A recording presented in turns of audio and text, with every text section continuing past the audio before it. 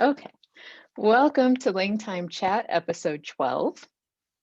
In other words, this is a whole year now. A whole year. Oh yeah, I guess that is what that means if we do this once a month. Huh. I mean, by standard Earth calculations, yes, but by other world calculations, it's just 12 podcasts. That's all that matters. That's right. And today I'm going to be driving the topic and asking David some questions. Hmm. Um, it's very exciting. Okay, but first, like the focus of this podcast is going to be on Fanlangs. Is that actually a term, or did I just start using it because it worked? It's both. Okay, So it was already a term, good. but nevertheless, I believe that you independently invented it. Um, you know, not like you hadn't heard it before, you just independently invented it. And it was fine because it makes sense and it works. Yeah. Well, that's what we're talking about today, Excellent. because because Uh-huh. to give like some context for the backstory here, in case anyone's curious, what brought this to the forefront of my mind, that would be more of what you would say in English. In my class this semester, I have more students than ever creating Fanlings. Huh. In the past, it's been a lot more of students creating their own worlds and, just kind of doing Yeah. whatever really speaks to them. But in this particular class, there has been a major shift where just so many students are creating languages for existing fictional fantasy worlds. And so whether they're games, some of them are doing it for games, some for shows, movies. So it's just like, I find it very interesting. And on the one hand, like that makes it easier when you start the language because, there's all these preset elements that you don't have to make decisions about. Like you already know who your speakers are, you already know what the world looks like, what kind of words you're going to need because you've seen where they live, how they interact, and so on. But the downside is that there's preset elements and you're kind of stuck with what the game or the show gives you unless you want to do some sort of radical reconstruction of what you're working with.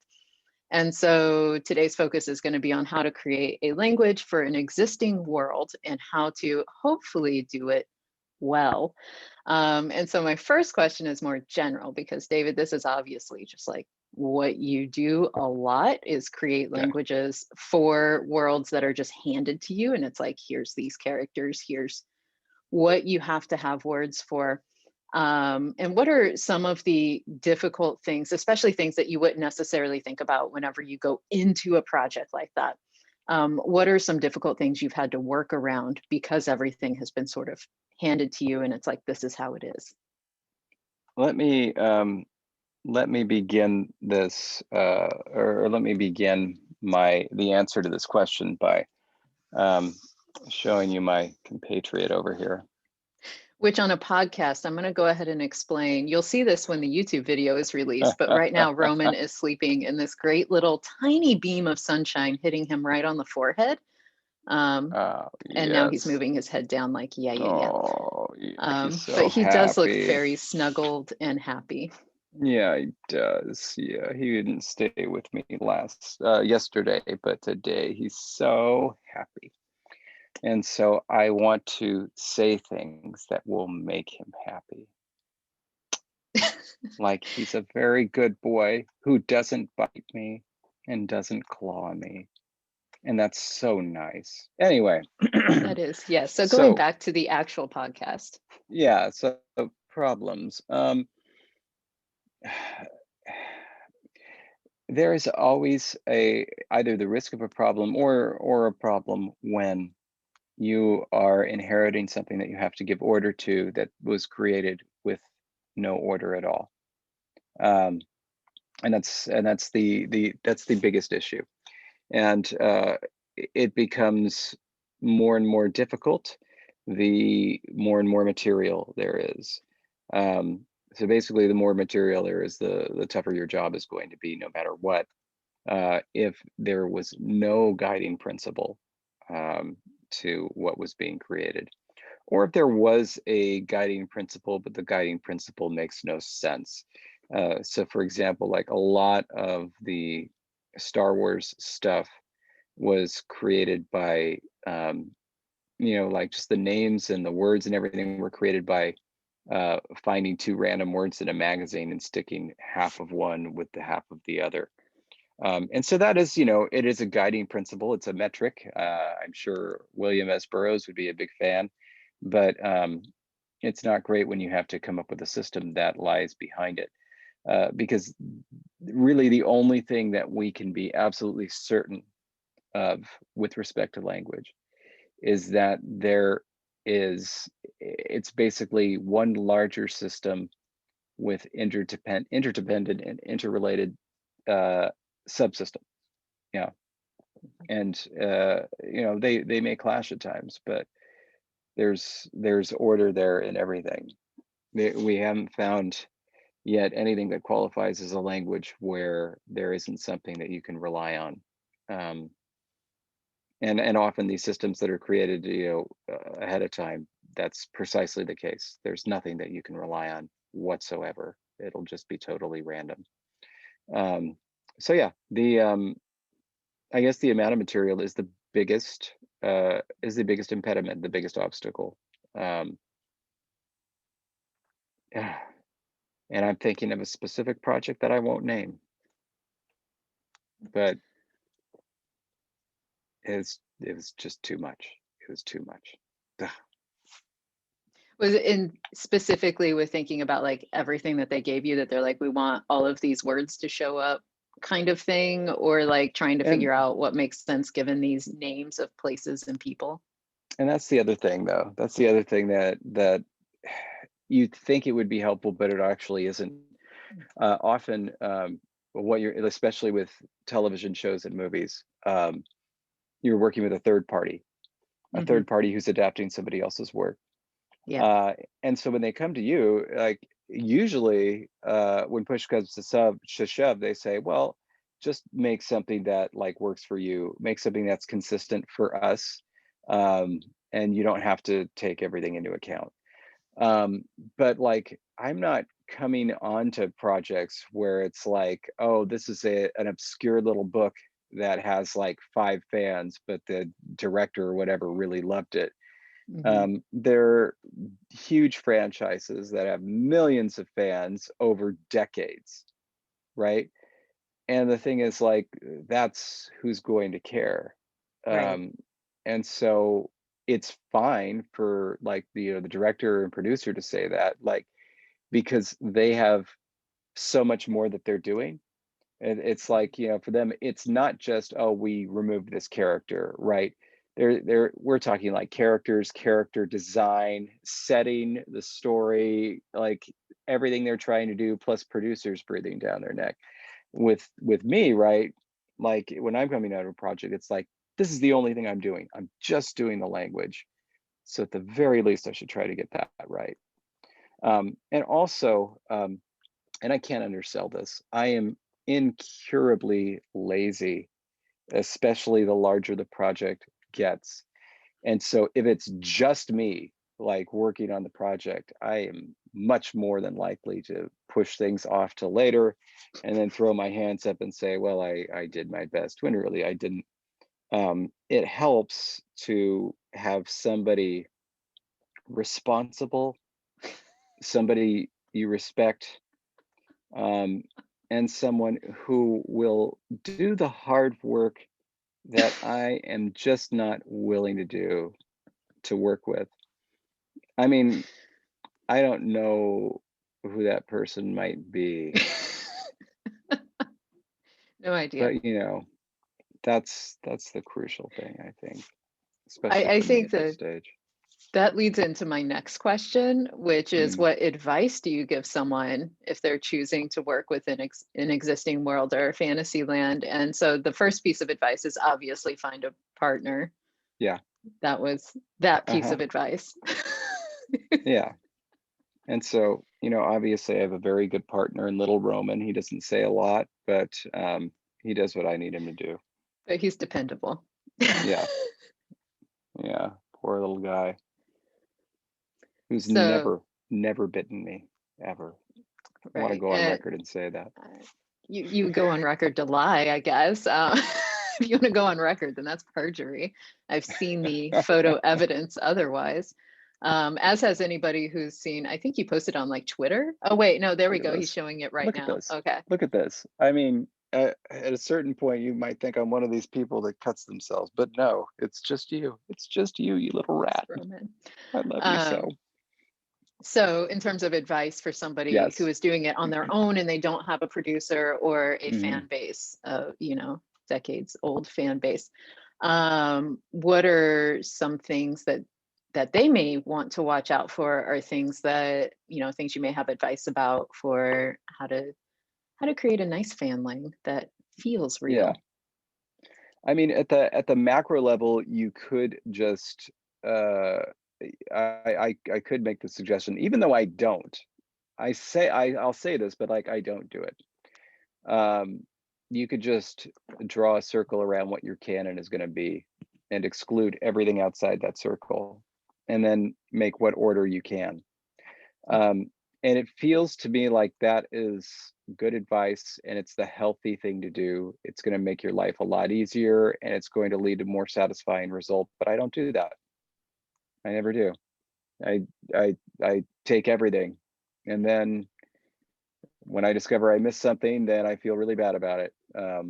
As you Still should. feel, yeah, I Mm, still feel bad that I unbelievably somehow lost Halbarbo and Halpono for Dothraki, which I got like the major reason that I excluded B and P from the phonology, aside from the fact that they're ugly sounds that I don't like, is that I didn't have evidence of their existence, but I did. They were there, and I missed them, so I still feel bad about that. Even though I'm satisfied with my explanation that there was a merger, right? mhm. Um, there was a merger, and there can be it can be like a dialect continuum, kind of like the TK thing in Hawaiian, where you will Right, still get people pronouncing the T's there that have been shifted to K's elsewhere. Um, right. so I'm fine with that, but it's not like I'm ever gonna forget that and be like, oh, that was fine. That was a good decision. Even it's like, no, I missed it. I missed it, and I feel bad. But if you are the type of Codlinger who is able to do that and say, like, the material that comes from these 3 books, that's going to be my canon because everything that came afterwards was terrible, then that's great. And it'll probably make your life a lot easier. Um, Now, beyond that, and I don't know if this is going to run into a follow-up question, so you can tell me, like, there is the practical advice of what do you do with if you like, here's your book and here are some words, right? Were you gonna ask that later, or can we get into that now? Um, that was like another part of this question, because this question actually is question Okay. and then like part A and part B, and you just hit on part Mhm. A, and that is, yeah, that you you do have one stray hair, um, or one section. Um, but yeah, Yeah. so given the fact that you may have anything from place name and character names to even sometimes those, italicized words that just randomly show up as like part of the language. Yeah, advice for figuring out what to do with all these little pieces that are kind of scattered Hmm. in the book or show. If it's not a written text, of course, it could be a show as well. Yeah. So I started off with a lot of macro general advice, but here I want to delve into some micro stuff because I think that there are some very useful things that everybody learns as they go through linguistics as an undergraduate, that are quite useful. Um, which is it can be kind of glossed over, but it's like, especially if you're the type of conlanger who's been at it for a little bit, and so it just feels more natural to kind of do things. But it helps sometimes to go back to the very, very basics. And one of the cornerstones, I think, of any type of linguistic analysis is minimal pairs, or near minimal pairs. And so it's like, yeah, it's going to be a really, really hard thing if there's just like a whole bunch of a mess of data, because ultimately that's what you're working with. You're working with Right. data. But whether you're working with sounds or whether you're working with meanings, you could always just say, all right, here's the sentence and here's what it's supposed to mean. Let's write it down.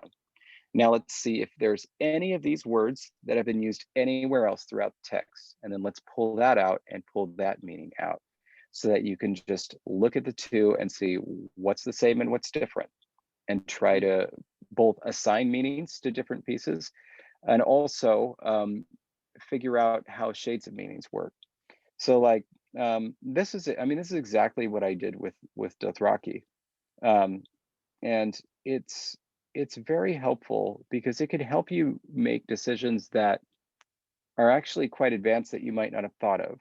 Like, and this is not, this is talking about meaning more than sounds at the moment, but like there there are these two phrases that are in the first Game of Thrones book, um, and it's Chalaka Dothrae, which is translated as the prince is riding. Okay. Then there's another one, Chalaka Dothrae Mranha, and that's translated as a prince rides inside me. So first, that's a beautiful minimal pair because you can say, all right, if, however it's going to work, obviously the Branha part is going to be inside me. But beyond that, there was something that was even more of a gift, I thought, when I was building this. Because the words don't change, the Dothraki words don't change, but you have Halaka, which is clearly both the prince and a prince. Mm-hmm. And that was great because all it told me is like, all right, there's probably not, you know, definite marking. I mean, if I had really wanted it, I could have found some sort of wild, you know, exception to do whatever I wanted. But Right. the simplest explanation was that, okay, this language just doesn't care, like Russian or Mm-hmm. Latin. And then the next part was Dothrai, which was translated at one point in time as is writing, and then at the second time as rides. And so then there again, I could say, all right, maybe this language just doesn't make that distinction. You know, Mm-hmm. it's not going to have like some distinction between, you know, present progressive or general present. It's not going to Right. have different marking. And I could tell that because of the translation, right? And that the translation was taken to be accurate, right? And Mm-hmm. that I had these two sentences to compare. So you're not always going to get that. And you're Right. not always going to get like total minimal pairs. Often there will be near minimal pairs. But it's kind of like with figuring out which part was Prince and which part was Ride. You couldn't actually figure that out from those two sentences. Yeah, Right. you could figure out the inside me part, but the other one, you didn't know which was which. But you pull it out knowing that, all right, they're called the Dothraki, they ride a lot of Mm-hmm. horses, there's this place called Bais Dothrak.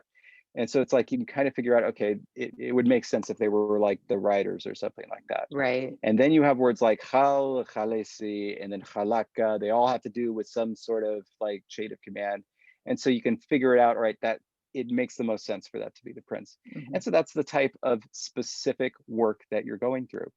And you can do that both for meaning and you can do it for sounds as well, where Mm-hmm. it's like you can just say, here are all the words. Let's find all the sounds that you see there. And then you can separately go and say, how many sounds occur at the beginning of the word? How many sounds occur at the end of a word? How many sounds can occur next to each other? And is it Right. next to each other at the beginning of the word, at the end of the word, or in the middle of the word? And as you kind of write all these things out, one of two things are going to happen. Either patterns will naturally emerge, Mm-hmm. or you'll bring your own patterns to it and say, okay, is there anything that disproves this with what I have called canon? Right. And if it does, you need to revise. If it doesn't, you could just say, this is going to be a pattern moving forward and write it down and then move on. So when you had these forms, because obviously these are the modern forms, Yeah. and you needed to create proto forms, did you create for these specific ones Mm. because you knew they were going to be canon and they had to look this way in the modern form to match what was there? Did you end up like doing proto forms that really like stayed the same for these particular roots, or did you have to then, like, as you created all the rules, have to like work back to say, well, what would Dothray have been to fit all these other rules? Yeah, that was more difficult, and it was less satisfying. I'll Mhm. tell you, because it's always less satisfying to start with something and work backwards. It just doesn't work out as well. But I did my best. And yeah, a lot of times the proto forms looked very, very similar. Mhm. That's fine. It wasn't going back that far anyway. It was just going back to a time where, there were some grammatical differences, there were some phonological differences, but you can look at what I created as this older form of Dothraki and say, yeah, that makes a lot of sense. In other words, Okay. it wasn't like looking at English and then looking at Proto-Indo-European. It was Right. more like looking at Spanish and then Old Spanish, not even going back as far Okay. as Latin, you know? Okay. Right. Um, and that wasn't too bad. Um, but yeah, so a lot of the protoforms do look similar, but also Mhm. this is where disappearing sounds can really be your friend. Okay. Um, so it's like Dothraki is a 4 vowel system, but it came from a 6 vowel system. Mhm. Um, 2 central vowels, because of course you can always delete central vowels and nobody will miss them As because all of our they're patrons, just I'm sure, will there agree to with all the die. central vowel annihilation series that you Mm, have done. Yes. yeah, it was delightful. So yeah, the protoform of Dothraki has a schwa and it has a barred I, and they're just gone. They're gone. Mm. Different things happened to them when they were stressed, when they were unstressed, when they were a part of a paradigm. Ah, it was just so nice, so nice. So, so at least anyone listening right now will know that this has been a long-standing pattern for David and his conlangs is Hmm. central vowels just to kill them. That's what they're there for. Or they're there to be vowels in your language. But I mean, whatever, They're that's cool. I mean, come on. It's just the two of us. We can talk seriously right now. These things are the red shirts of phonetics. The It's red like, shirts of phonetics. yeah, it's like, all right, we're picking some vowels. It's like, okay, E, ah, ooh, come on over. Yeah, and we're also gonna take why don't you come too? And they're like, oh boy, my first away mission. I'm sure nothing's gonna go wrong. Oh, yes. Okay. So I mean, listen, central vowels have a place and like whatever. That's why languages have them. There's a reason they exist, David, but Oh yeah, whatever. no, they Uh, do have a place. It's just like, it's just like that character that needs to die in order to move the plot forward, you know? and so is your prediction then, this is a little off track here, but do Mhm. you predict that central vowels will die in natural languages? Is this a prediction that eventually they'll all just be annihilated because that's what they're there for? Well, all vowel systems are in a state of flux. Let's be honest here. That's a good way to put it. I mean, and honestly, vowels, one of my least favorite things to teach to students when working with IPA, because it's like, Yeah. I mean, you say your, A sound different than I say my A sound. And in a word, yeah, that does sound actually more like add. And I think it should sound more like, like it just, Mm. Yeah. it's bizarre. V- Vowels are the verbs of phonetics. Consonants are the nouns. Down on the verbs, man. Okay. Were you done with that one or I did can you be have done. more to say? Probably not. Okay, I don't know. because actually to go back to something you had said, because that sentence was a prince rides inside of me, and I'm guessing that it's like a way of saying I'm pregnant in Dothraki. Yeah. Okay, so that like matches up well. So apparently, what you were given in the books actually was kind of nice in terms of how certain things matched up, but then also how you Yeah. have these great parallels with like, okay, writing is important to them, so important that this is actually how they say something like I'm carrying a child. Mm. Um, but with that, um, did you have you been in a situation where you looked at the meaning and you're like, there's just no way that that sentence A should mean this, and then sentence B should mean this totally other thing. Have you ever been in a situation like that, or have you been lucky enough to not have to Oh yeah. worry about? So what advice do you have when that happens, when you're looking at these two things and you're like, there's no way? Fucking cry. Okay, so that's the advice. Go Like, ahead and take your moment. all right, you know what? I'll give you an example because I was able to find a way to do this. Um, the uh, uh, Lee Bardugo, bless her heart, dear friend, good friend, good friend. But I was trying to build out the Robkin language for the first season of Shadow and Bone, and there's just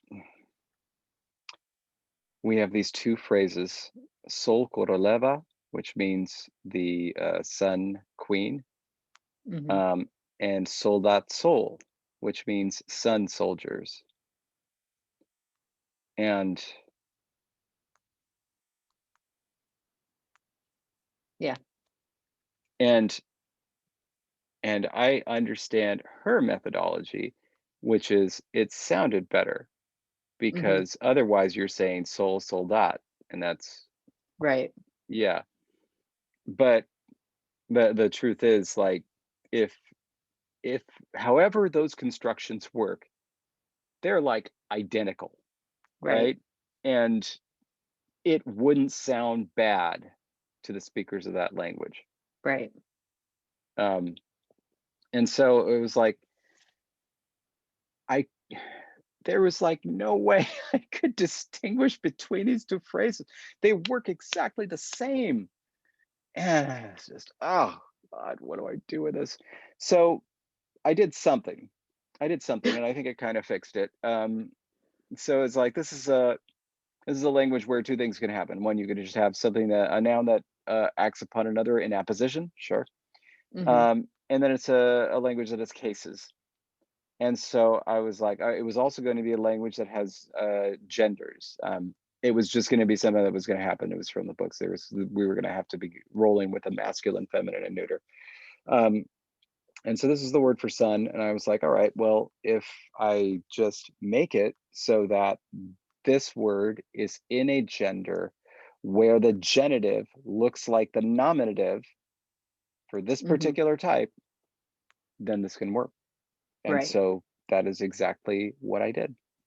And so for one of them, it's a noun acting in apposition. For the other one, it is a noun in the genitive.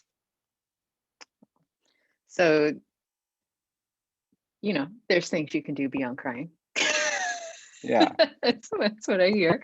But yeah, that's got to be like a really difficult thing. And I know that it happens a lot because, and not just because it's not necessarily a linguist making the words, but I mean, that helps if linguists are actually helping. But also, like, anyone I think who's written a creative work knows that at some point in the book, if you don't have good enough notes, you're going to like write down the wrong thing and you're not going to yeah, remember to go back 300 pages and look to see, wait, what order did I put it in here? And so like that yeah, could be, especially because like the language wasn't the focus of the book, so it right, wasn't like that was the driving force behind it. And so you're going to get mistakes like that.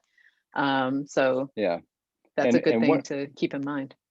and one of the big problems with this is that if you make a decision like the one I made, if you make that decision, it's like you only get so many of those, right? Right. It's like there's only going to be so many genders, and once you set up that case system, it's like there's only it's like so it's like all right, well, I made that decision to make this thing work, Hmm. and you're hoping that you don't come down the line and find something else that's incongruous where you don't have any decisions left that you can make. There's no other areas of grammar that you haven't mapped out yet, Right. um, that you can pull in to save you somehow. Um, and that absolutely has happened with another project, not with Shadowbone, with a different project where I mean it's just I did my best. Some places I screwed up, and some places there was just nothing to be done. Right. That And was that stressful. can hurt sometimes.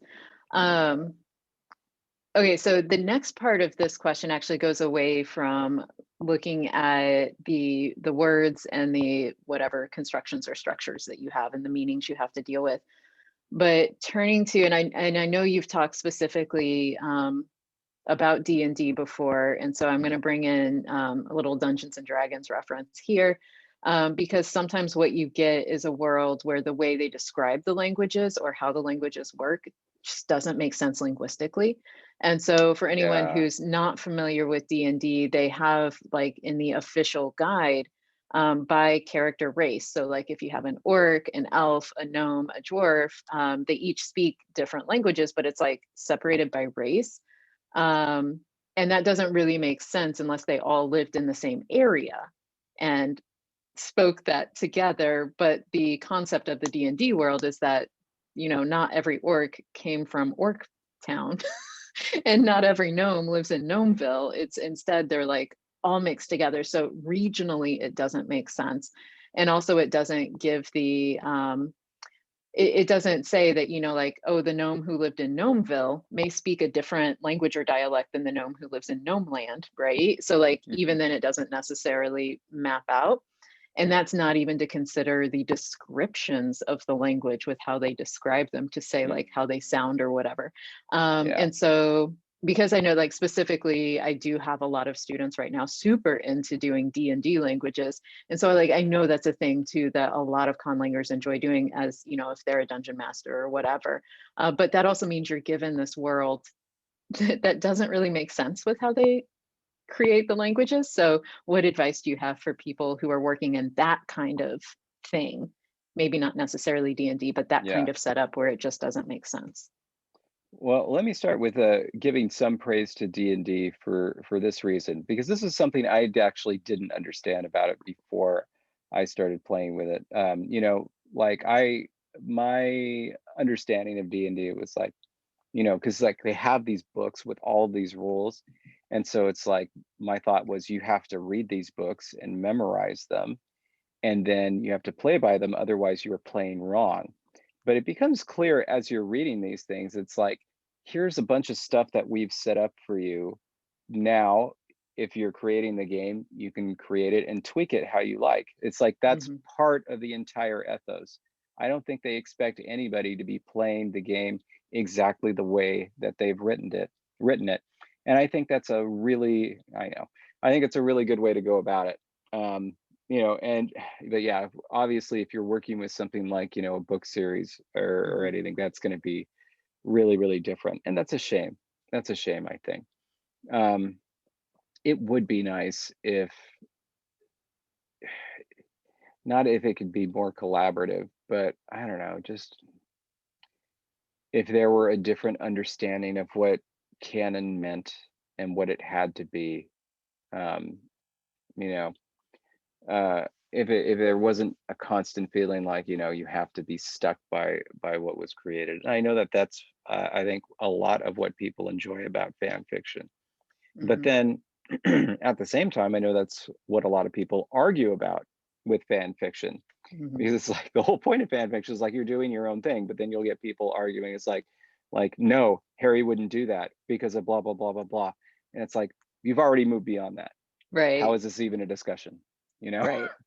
But anyway, so yeah, if you're working with an incongruous world, ultimately the question that you're going to be wrestling with, and it's a very high level question, is how much do I care about? Like, Hmm. how important is this? What am I acceptable? Or what can I accept as being an acceptable change, and what is not? And so I think it's a good and important discussion to have at the beginning to figure it out, and then you can decide, all right, these are my fence posts. Everything else Hmm. I can feel free to change. And if you give yourself that permission, then you should really feel free to change it. Right. Um, and yeah, so like, and there are, I I both love and hate how you will see fans try to rescue incongruity. I Right. love it because it just shows you how ingenious people can be, where it's like, here are these absolutely irreconcilable facts, and there's no way that anybody could possibly have any different interpretation. And then suddenly, here's 5 different people with 5 different fixes for it. Some of them aren't great, but some of them can be quite clever, and I love that ingenuity. But at the same time, I wish they didn't feel they had to do that. Um, Right. that it's like this drive. It's like, well, I love this, and so this thing must be perfect. And so I have to put in all of this mental energy to preserve its perfection, so that everything that was written is exactly 100% true. Um, and I just don't feel people should have to do that. It shouldn't be But necessary. right, it shouldn't be, but, like, based on what you had said about how you took, all this data and it had to be, like, everything, not just, like, a Yeah. part of it, would you be able to ignore those incongruities? Well, the thing is, like, it was different for me because, like, I'm not the fan, right? Mhm. It's just a different level of responsibility. It's one Okay. thing if you're doing your own thing because that's what you love and that's why you're doing it. It's quite another thing if you're one of potentially many people who have been plucked out and are being paid to do this, Right. right? It's a totally different level there. So you're saying if you had created Dothraki as a fanling, like, just totally because you loved it so much that you wanted to create a language just for your own edification, you're saying you would have been able to ignore some of the things?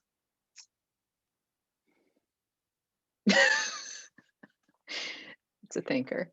it's hard when you have this textual evidence and it's so clear because that was the thing for me. It was so clear what everything meant, um, because of the way it was written and the way it Mhm. was done. Um, and because he did put a level of care into it, where it's like the sounds weren't random, Right. the meanings weren't random. So that it would have been much harder to justify because, of course, what I wanted to do with Dothraki, um, like if I just wanted to do something, was I wanted an agglutinative language, um, Mm. with great big verbs, and probably not many cases. But like if you just looked at it, it's like there's no way this is an SVO, standard average European language. And so it was like D taking that as my baseline. I was like, what else can I do possibly? What can I do with this? Were you tempted to say that the TH is actually just like Dothraki, to get rid of that th? Were you tempted? No, I mean the Okay. you couldn't. It's right in the name of the language. I mean, that's that's like looking at it and saying it should be pronounced Dothraki, George. Well, apparently that's how some people look at it and say it. Apparently. And it's not me, in case you're wondering if you're listening. Yeah, Um, cool. Okay. So Fanlangs, if you're doing it, make yeah. it make it work how you want to. Um, Mhm. do you know of any existing Fanlangs that are available online, like descriptions of them available online that are what you think would be like good examples for other people to draw inspiration from if they're like trying to see like, well, what's possible, especially if they want to create a language for the same world, just to kind of see what's out Well, there. I'll say this, it's harder to assess the quality vis-a-vis how good a fanling it is if you're Mm, not up on the fandom. yeah, yeah. So that's gonna be tough for me because the first one that came to mind, of course, was the Gerudo language. But I don't know anything about it. It's from Link, um, Legend of Zelda. Oh, okay. Um, yeah, and I know it actually does have quite a following, and Hmm. um, and it's pretty big, but like I don't know, like I kind of checked out after A Link to the Past, which was the third game that was on SNES, and so like Sure. I know. I know exactly what you're thinking. You're thinking, "Wow, this guy's just a total casual." I get that. and I That's deserve that. exactly what I'm thinking. Mm. Yeah, but it's like I didn't play Majora's Mask. I didn't play Ocarina of Time, so I don't know. And these are things that you just know, obviously, just off the back of your head. Um, Obviously. so I don't know what material she was drawing from. So I can't like assess how good a job she did. But I know that it's out there and it's big and it's got a lot of YouTube videos. And the thing that I'm trying to do now And that's is in Christine Johnson, right? For Gerudo? thank you for remembering that because that's what I was looking up. I was looking up the name and I'm going to try to find, so we can just say like a social media I thing. know she's on Twitter. Yes. Um, and so I can find that if you want to think or say any other language. Um, I mean, I'm trying to find it too. Yes, and Christine Um, Johnson. and it's And Gerudos Eheniv. Did I say that right? That's yeah, her so Twitter name. the people are the Gerudo tribe. Hmm. Um, and hmm, so it's kind of funny, of course, trisyllabic trisyllabic word, so you chose initial. I would have said I Henny. do that, don't I? Hmm. Is that how it's supposed to be? I don't know. And I'm typing it out so that way I remember to also put that in the post whenever I post this podcast. So Yeah. that way, if you're And on Twitter, you can find. yeah, her Twitter, by the way, is at Gerudos, so Gerudos, and then Eheniv, sorry, did the pronunciation there, Eheniv, so Gerudo Seheniv. Yes. Okay, so that's one. I mean, obviously, one of the biggest. I don't even know if you want to call this a fan lang, but it was in the Star Wars extended universe was the Mandoa language. That was created for by an author for one of the novels in the Star Wars extended universe, but then released, and so a lot of people are familiar with it and And enjoy what was it. that name again? Mandoa, Mando''A. Cool. Yeah. Um, and then I know that it wasn't used in The Mandalorian, and so some people were miffed by that. And then, well, I guess depending on your definition of fanling, the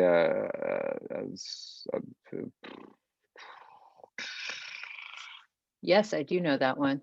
Andrew Smith created his language, Britannic, right? In this universe where he supposed that the Romans stuck around in England much longer than they Mm. did. And so they left a Romance language there, and that was Britannic, a Romance language with Celtic sound changes. Yeah. So, and Andrew Smith, he's the linguist in Kentucky, right? No, no, no. New No, that's Zealand. Andrew Bird. Never mind. Yeah. Never mind. No, he's Wrong from New Andrew. Zealand, and yeah, I was looking forward to meeting him too, but then that New Zealand trip was canceled because of COVID. Right. Yeah. By the way, I call those if langs. Oh, I like that. I was going to go for alt lang, but like, I don't know, alt Altling, gets used in a lot of different contexts. So if lang, but like, altling is used actually. oh, is it? Okay. Yeah, Okay. yeah. But okay, so here's the thing. So I mentioned that one, but that one wasn't the fanling. No. The fanling was when he presented this to the conlang list. People liked it so much that they just wanted to create languages in his universe, and many did. So Wow. So there's yeah, like so like branching off. Okay. yeah, like not even necessarily related, just in different parts of that universe. Like Venetic was by Jan van Steenbergen, and that is one Oh, that's set in the Ilbethesad universe. okay. Um, there were several others, but Venetic is probably the most well developed of all Okay. the ones that I've seen. And so Very yeah, cool. and that's kind of a cool thing, just like because Andrew Smith, he was just a conlanger, but created something so cool that people just wanted to jump on board. That's always Gotcha. nice. That is There so have cool. been Yeah, there have been a number of Toki Pona spin-offs as well. Um, Yes. so you can consider those to be Fanlangs, but conlang Fanlangs. Um, and then there's one that's just on the tip of my little itty bitty brain, and I can't get it right now. I'm Yeah, glad your brain has a tip. Thinking like Conehead. it's a cliff, and then for some reason there's a smaller brain that has arms and legs that kind of like sits its legs over the cliff and just sits and kicks and watches the sunset. Glad to know that's how your brain works. Yeah. But no, those are all really great examples, and I tried to take note of them all. But I can always ask you later if I missed something No, for the post. No, we're not talking after this anymore. no, you got 9 minutes and that's it. That's it. On a timer. That's good. That's good. Mhm. Okay, so here's the next question.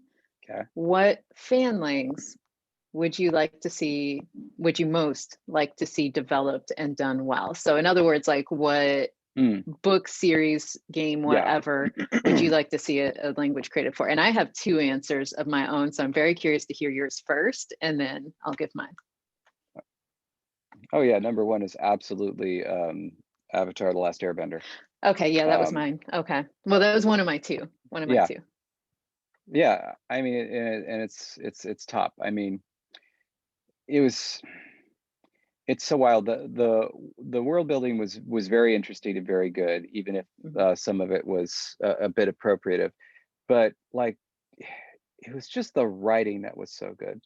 The Yeah. writing and the action of this that just made this story so good and so compelling. Um, the, I mean, it just it begged for this type of treatment and it didn't get it, and it just kills me. Yeah. There was no way it would have happened. It started too early, but Yeah. Yeah. it's something that And for that really one, deserved a proper treatment. Yeah, I could definitely see each of the, bending groups having a different language because they actually were yep. isolated from other Hmm. areas and people. But like it wouldn't just be the benders, it would be like the humans in the region too would probably have that same language. And Exactly. so like that could be really cool because then you also get like the north and the south water bending areas. And so it's Hmm. like how you're going to treat those, whether they came from the same source originally or like two completely separate things. I don't know. I just think that's like really exciting in terms of like what you could do. Plus, the visual imagery, like could you imagine creating an orthography that looks like it belongs in that world? Like that would Yeah. be really fun. And not only that, knowing, like, you also know that they actually have that history. Right. Yeah, for all the peoples and where they migrated from. They Hmm. actually have that history, unlike, a lot of these book series where it's just, they only have so much. Right. They went all the way back because you saw a lot of it in Legend of Korra, um, Hmm. in the sequel series. Ah, so it's like it could have been done right. It could have been done really well. It could have been the greatest conlanging project ever. Yes. Yeah. Ah, It really could have. So yes, a fanling or actually multiple fanlings for that yeah. world would definitely top my list. Do you have any others that you would want to see done? Well, if I'm just talking about myself as a fan, just as a total fan, and things and something that really speaks to me, it's Labyrinth, um, No. which of course is one of my favorite movies of all time. Um, and I've always wanted to, you know, I've always just wanted to see that set. Mm, The second one I was thinking of maybe harkens back to roughly the same time, mm. because I want to see Florin and Gilder from Princess Bride. Because they talk about Oh, Florinese and they talk about Gilder, the language. I forget whether they specifically just call it Gilder or like Gildanese or something, but Florinese is specifically mentioned in the books.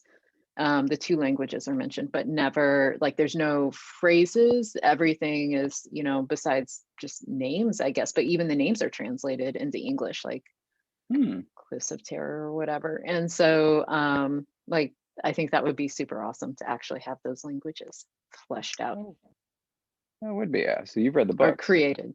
Oh, The well, the book. book. You've read Yeah. the book. Yeah, Mhm. I didn't even know that there was a book. Oh my God. What? The book came before the movie, Yeah. obviously. And at the beginning of the movie, that's like literally the grandpa is reading the beginning of The Princess Bride Mm. Yeah. to the boy who said, Oh, by the way, speaking of fan fiction, in Labyrinth, of course, it's something that's so maddening. Sarah has a book called The Labyrinth, mhm. but it doesn't exist. Like it's not real. Oh, And not only that, like the book that she has, you know that it's not actually supposed to be the story of what is happening in the movie. It's mhm. a second book about this labyrinth that is slightly different, and it's so tantalizing. And just nothing. Yeah, So there could be a fan fiction that book created for the yeah, in the movie book. Okay. it's a book that God, you just wish existed. And of course, the funny thing is that the movie Labyrinth was an adaptation of a book, but it was a children's book, like a picture Hmm. book. And it took some leaps to get to the movie because this children's picture book, and I'm trying to imagine how this would be appropriate for children. But a young girl named Sarah goes to the land of the goblins, and in order to escape them, she becomes their queen and instructs them to dance until they die.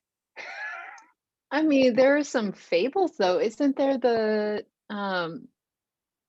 there's a famous ballet that's based on a fable where it's like literally people are dancing until they die.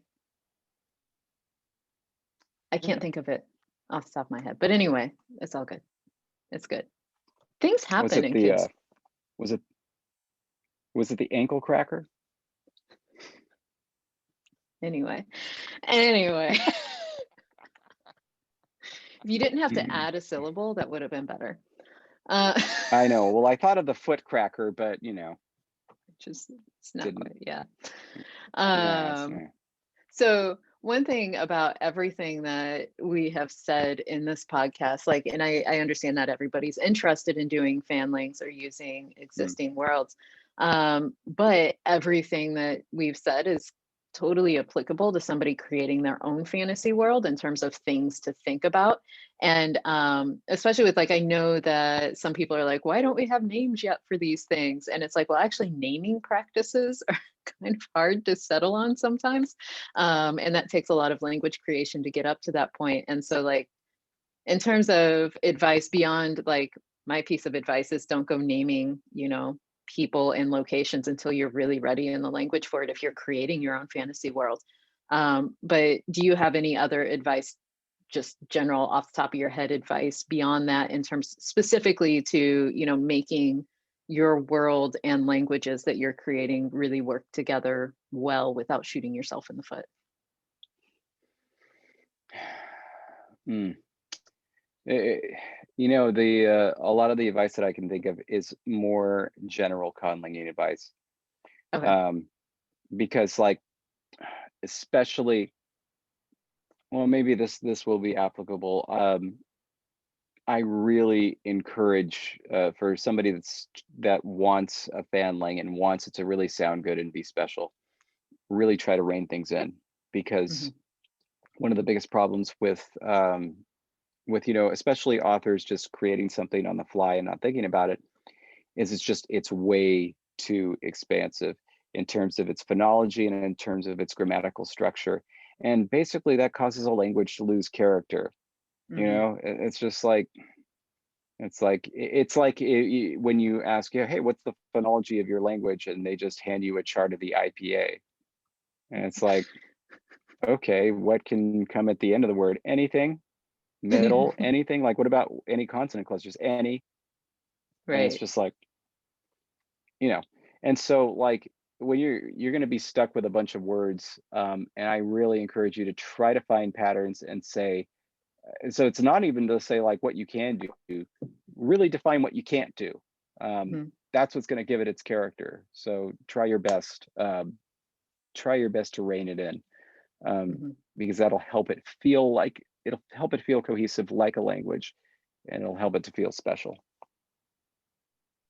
Nice. And everyone wants their language to feel special. Mhm. That's great. Okay, so that is my full list of questions.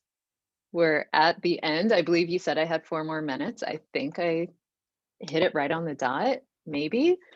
And so do you have anything to add? Since you always have something pithy to say at the end of every podcast we do. Yes, I have many things to share, but the truth is, nothing that I say is going to be as powerful as what this little boy says. Isn't that right, Roman? Isn't that right? Actually, you want to, maybe we'll be able to hear this. Do you want to see what happens when I try to scratch his belly? I mean, really, I think we're, and Ah! Roman is now biting. I mean, really, David, I'm starting to think that any scratches have been self-inflicted because you know what he does and you still reach your He's hand. so mad. He's so mad. You should have, What's the he was matter? sleeping. He was I sleeping. know, but his belly was so scritchable. Anyway, so nothing to add is what I'm getting from that, other Mm, than here is why you have all the scratches on your arms because mm, poor Roman is trying to sleep and you wake him up. poor little boy.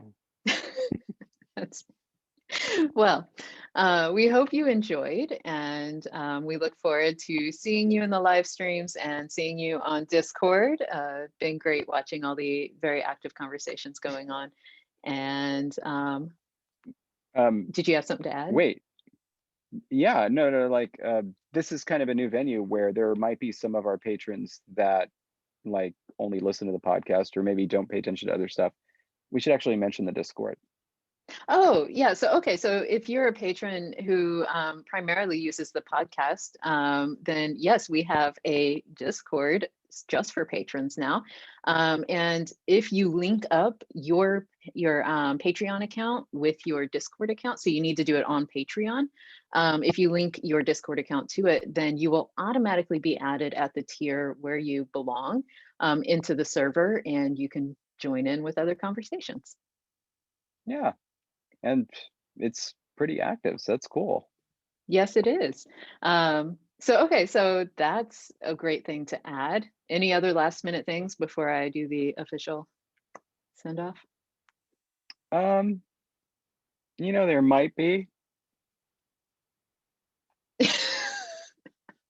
Yeah. This is the best way to do a podcast, to stop and silently stare at the camera. Here. I'll try to do something. Here we go. Also not necessarily effective unless you're just trying to do some sort of meditative soundscape Yeah. podcast. Okay, All right. I we're got yeah. nothing. Nothing. In that case, everyone, stay grammar and we'll see you around.